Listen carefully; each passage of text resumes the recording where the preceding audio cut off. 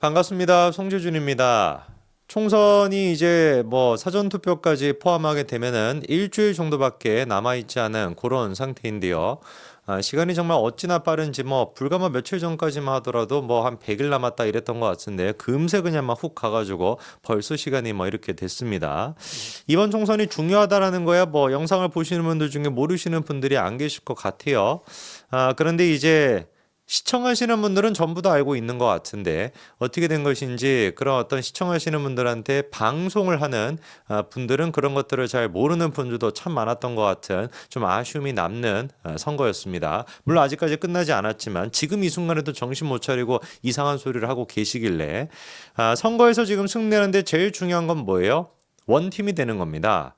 윤석열 대통령과 한동훈 위원장 두 사람이 원팀이 되고 분열하지 않는 거 이거는 뭐 방법론적인 것도 아니고 근본적으로 당연히 디폴트 값으로 돼 있어야 되는 가장 중요한 요소인 것이죠. 그렇죠? 근데 자기가 밀었던 사람이 안 됐다라 그래가지고 자기가 뭔가 지지했던 사람, 자기랑 뭔가 이해관계가 있는 사람이 이번에 뭐 어디 뭐 비례에 못 들어갔다, 공천을 못 받았다라고 하는 이유로 깽판을 쳤던 사람들 제가 굳이 뭐 언급을 안 하더라도 영상을 보시는 분들이 더 잘 아실 테니까 그분들 진짜 반성하시기 바랍니다. 그나마 다행스러운 것은 윤석열 대통령 또한 마찬가지로 희생의 정신으로 내려놓고 있다라는 거죠. 그렇죠? 우리 입장에서는 예를 들어서 지금 이제 논란이 됐던 이종섭 대사의 건을 생각을 해보더라도 우리 입장에서 그리고 제 입장에서도 잘못한 게 아무것도 없습니다.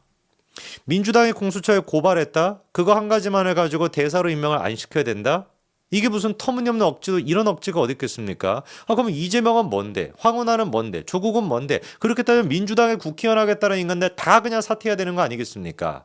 우리 입장뿐만 아니라 그게 정답이고 그게 진실이에요. 그럼에도 불구하고 문제는 뭐라는 겁니까? 정치 무관여층, 정치에 대해서 관심이 없다라고 하는 무당층 같은 경우는 그런 거에 대한 인식 자체가 없다라는 겁니다. 이종섭 대사? 아니 뭐 고발됐다라고 하는데 수사도 안 끝났는데 왜 해외에 가 있는 거야? 라는 식의 인식밖에 거기에서만 머물러 있지 그 이상으로 가지 않거든요. 그게 이제 우리가 답답한 부분인 것이고 참으로 안타깝게도 아직까지 대한민국의 어떤 그 여론이나 언론의 수준이 거기에 머물러 있는 거 아니겠습니까?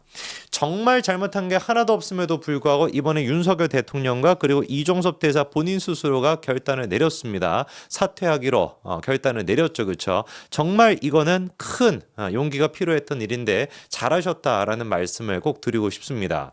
지금 이제 여론조사 결과를 보더라도 지난번에 한번 말씀을 드렸지만 한국갤럽의 조사에 따르면 지금 국민의힘이 상승세로 또 전환을 했습니다.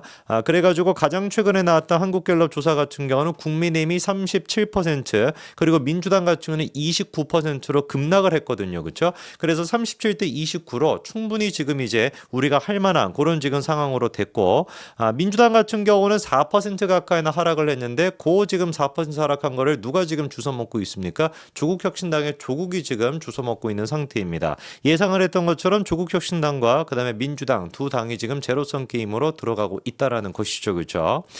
그리고 이제 그 한동훈 위원장이 3월 17일 날 이종섭 대사의 귀국을 요청을 했었습니다. 그리고 그때부터 시작해가지고 3월 셋째 주 3월 그러니까 둘째 주랑 셋째 주 사이에 한동훈 위원장의 그 발언이 있었고 셋째 주부터 시작해가지고 지금 국민의힘이 다시 상승세로 돌아섰거든요. 그러니까 이런 것만 보더라도 우리는 진실이 무엇인지 알고 있다라고 할지라도 정치 무관여층, 정치에서 무당층이라고 하는 사람들은 뭔가 윤석열 대통령의 결단을 내리는 것만으로도 충분히 지금 이 순간에도 돌아올 수가 있다라는 겁니다. 이번 총선에서 뭐 여러 가지 중요한 포인트가 있겠지만 개인적으로 제일 기대가 되는 것은 이재명 대 원희룡 두 사람의 이제 운명이거든요. 저는 그런데 이재명 대표가 좀 쉽지 않을 거다라는 생각이 듭니다. 본격적인 이제 선거운동이 돌입하고 난 뒤에 첫 유세 현장으로 개항을 찾았었는데 그때 이제 어떤 모습이 연출이 됐습니까?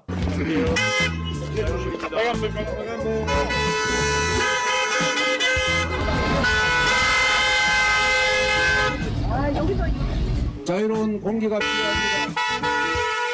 모두가 행복하게 반드시 만들어야 합니다. 국민이 주인인 나라, 이 나라의 주인입니다. 저런 모습을 우리가 봤던 기억이 있죠, 그렇죠? 재보궐선거에서 윤영선 후보를 상대로 이재명 대표가 갑자기 아무런 연고도 없는 인천 계양을에 출마를 했었을 때 그때 이제 그 지역 주민들이 보였던 모습이 저런 식의 모습 아니었습니까? 우리를 호구로 하냐? 이재명이가 무슨 뭐 지하철 같은 데서 뭐 패켓 같은 거 뭐 피켓 같은 거 들고 있으니까 지나가면서 우리를 호구로 하는 거냐 이렇게 얘기하시고 그다음에 또 막 길거리 같은 거 돌아다니고 있었을 때 막 술맛 떨어진다 기분 나빠해서 확 그냥 던져버리고 근데 뭐 이재명 대표가 지금 보니까 아까 영상에서도 보이는 것처럼 뭐 성격이 좀 유해졌다라고 해야 되는 것인지 유해진 척 하는지는 모르겠지만 지난번에 같은 경우는 또 막 누가 뭐 클락션 같은 거 막 울리니까 어떻게 했습니까? 이재명 대표가 막 그냥 막 쫓아가가지고 창문을 그냥 막 두들겨가지고 막 그렇게 하지 않았습니까? 이번에도 원래 성격 같았으면 그냥 뭐 단에서 뭐 뛰쳐나와가지고 자동차 붙잡고 막 뭐라고 했을 것 같은데 아니 아까 영상 보는 것처럼 말도 똑바로 못 이어가지 않습니까? 저게 지금 뭐겠어요? 계양을 주민분들이 갖고 계시는 이재명 대표에 대한 인식인 겁니다.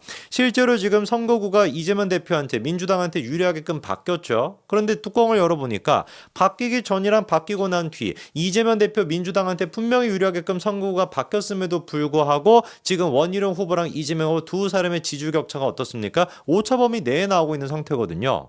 할 만한 거 아니겠습니까? 그렇잖아요. 오차범위 내다라고 하는 조사가 나왔던 게 꽤 시간이 됐습니다. 그런데 최근 나왔던 한국갤럽 조사에서 민주당의 지지율이랑 아까 전에 국민의힘의 지지율 격차가 지금 몇 프로까지 벌어졌어요? 8% 가까이나 벌어졌습니다. 이번 선거에서 우리 패배했다라고 짓거리는 인간들 가서 꿀밤 한 대씩 때려주면 되는 것이고 우리 이길 수 있는 거예요. 이재명 대표 원희룡 후보가 충분히 잡을 수 있는 겁니다. 원희룡 후보가 이재명을 잡는 그 순간 원희룡 후보가 어떻게 되겠습니까? 유력한 진짜 대권 후보로 부상할 것이고 민주당 같은 경우는 대가리를 잃게 되는 상황이니까 이재명이 지금 머리가 날아가게 되다 보니까 이 뭐 팔다리들이 막 파닥파닥 거린다라고 하고도 뭘 할 수가 있겠습니까? 제가 지금 파닥파닥 거리는 걸 보더라도 뭔가 좀 기괴한 느낌이 드시는 것처럼 머리가 없는 상태에서 파닥파닥 거리는 민주당이 무슨 힘이 있겠냐고요. 그 조국 혁신당 같은 경우는 무슨 뭐 지지율 조금 나온다라고 해봤자 무슨 의미가 있습니까? 조국은 얼마 안 가서 구속이 될 건데 대한민국 그렇게 쉽게 망하지 않습니다. 절대로 우리 포기해서는 안 됩니다. 남아있는 그러면 이제 사전투표 때까지 일주일 가까이 되는 이 시간 동안 우리가 뭘 해야 되냐? 민주당의 위선성, 민주당의 진짜 저 추악한 위선성에 대해 가지고 최대한 많은 사람들한테 알려야 된다라는 것이죠. 그중에 지금 대표 주자가 누가 있습니까? 양문석이가 있습니다. 하다가 제가 진짜 이런 얘기는 처음 들어본 것 같아요. 아빠 찬스 뭐 이런 얘기는 우리가 들어봤는데 딸 찬스라는 말 여러분 들어보셨습니까? 2022년도, 2021년도 이때가 언제였습니까? 문재인 정부가 무슨 뭐 부동산 잡겠다고 투기 잡겠다라 그래가지고 투기와의 전쟁을 선포했던 그때 아닙니까? 근데 이거 알고 보니까 투기와의 전쟁을 지금 선포할 것이 아니라 양문석과의 전쟁을 선포해야 되는 그런 판인 거예요. 흑석 김희겸 선생이 뭐 투기에 대해 가지고 부동산에 대해서 막 전문가다라고 막 설치고 댕겼는데 흑석 김희겸 선생도 지금 한 수 적고 가야 되는 겁니다. 저라도 진짜 양문석 같은 가가지고 배우고 싶을 그런 지금 지경인 거예요. 제일 첫 번째 2020년도에 양문석이가 강남구입니다. 그렇죠? 그러니까 서초구의 잠원동 아파트 여기를 이제 구매를 했습니다.